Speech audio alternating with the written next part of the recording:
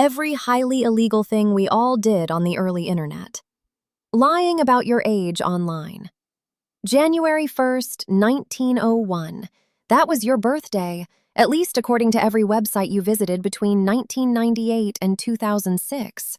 You were 11, scrolling through an age drop-down, and without hesitation, you committed your first federal violation.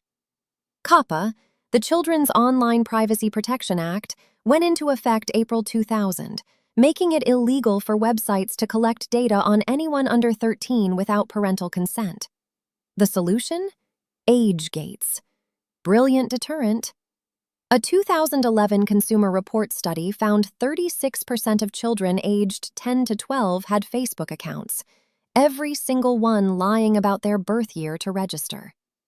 You were technically violating a law carrying fines up to $50,000 per incident. But nobody came for you. They came for the platforms. Facebook paid $5 billion to the FTC in 2019, partly over children's data. The real criminals were the companies that never actually tried to stop you. Downloading music on Limewire. You hear that dial-up screech in your head right now, don't you? That was the soundtrack to committing copyright felonies at 56 kilobits per second.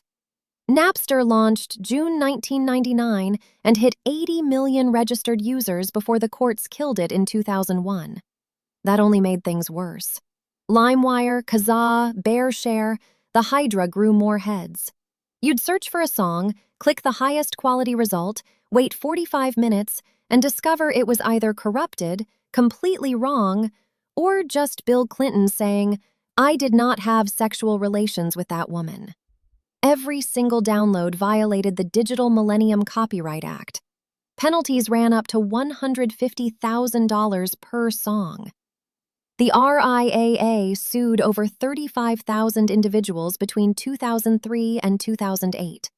One woman, Jamie Thomas Rassett, was ordered to pay $1.92 million for sharing 24 songs. 24 songs. Burning pirated CDs. You had a spindle, a fat 50-disc spindle of blank CDRs from Office Depot, and you treated it like a printing press.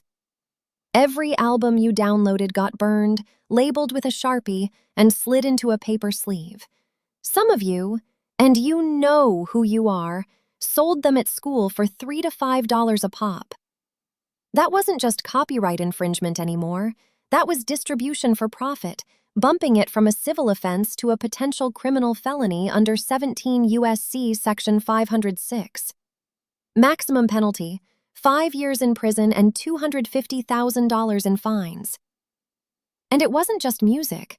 You burned movies. You burned PC games. Some of you burned entire operating systems and passed them around like samizdat literature in Soviet Russia. The industry sold over 8 billion blank CDRs in 2003 alone. Nobody was backing up vacation photos. Pirating software with Keygens. You needed Photoshop. Adobe wanted $649. You were 14. So you did the only rational thing. Googled Photoshop CS2 free download crack Keygen. Some Russian website with 7 pop-ups served you a zip file your antivirus screamed about. You disabled the antivirus. You ran the Keygen, and then the music, that little executable blasting demo scene chiptune while generating a fake serial number, is one of the most universally shared memories of an entire generation. Those Keygens were built by groups like Core, Razor 1911, and Fairlight, underground piracy collectives operating since the 1980s. What you were doing carried penalties under the No Electronic Theft Act of 1997, up to $250,000 in fines and 5 years in prison. For a teenager who wanted to make a forum signature in Photoshop. Bypassing school firewalls. Your school blocked Miniclip. They blocked Newgrounds. They blocked everything worth clicking. So you became a hacker. Or at least you felt like one. The weapon of choice? Proxy websites. You'd type a URL into a web-based proxy, and it fetched the page for you, sidestepping the content filter entirely. Sites like vTunnel and Kproxy spread through classrooms like contraband. Under the Computer Fraud and Abuse Act, intentionally bypassing access restrictions on a protected computer network is a federal offense, the same statute used to prosecute corporate espionage. You triggered it because you wanted to play Bloons Tower Defense during study hall. Some kids went deeper. USB drives loaded with portable Firefox, bootable Linux distros that bypassed the entire operating system. A surprising number of today's cybersecurity professionals trace their origin story back to breaking into their own school's network. Stealing your neighbor's Wi-Fi. You knew the signal was there. Your family's internet was down, or maybe you never had it, and right there in your Wi-Fi list sat Linksys. No password, no encryption, wide open. You clicked connect and instantly violated the Computer Fraud and Abuse Act of 1986. Unauthorized access to a computer network, the same charge leveled at actual hackers. In 2005, a man in St. Petersburg, Florida, was arrested for using a cafe's Wi-Fi from his parked car.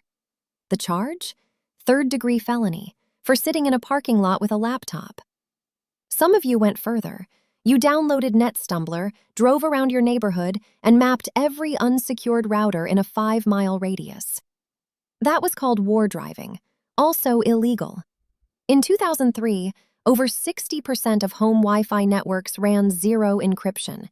It was less breaking and entering and more walking through a wide-open door into someone else's house. Torrenting on the Pirate Bay.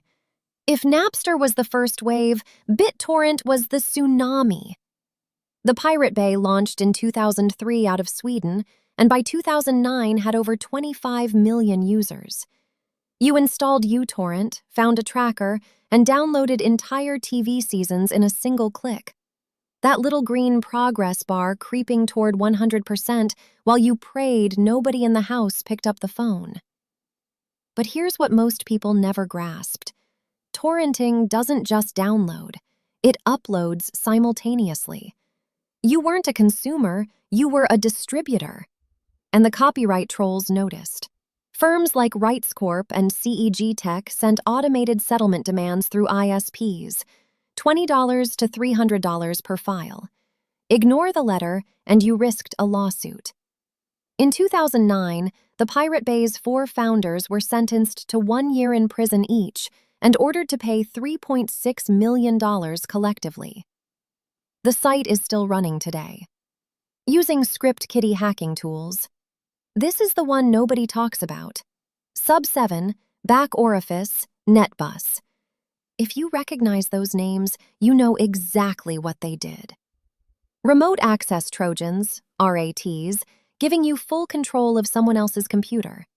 Webcam access, file browsing, opening their CD tray just to watch them panic. Sub7, released in 1999 by a developer known as Mobman, was downloaded millions of times. Most users were teenagers from hacking forums who had zero clue they were violating 18 U.S.C. Section 1030, the same statute carrying up to 20 years for cyber attacks on critical infrastructure. You weren't attacking infrastructure. You were terrorizing your friend's gateway desktop. The law didn't care. Some kids escalated to DDoS attacks using tools like LOIC during early anonymous operations, flooding corporate servers with junk traffic.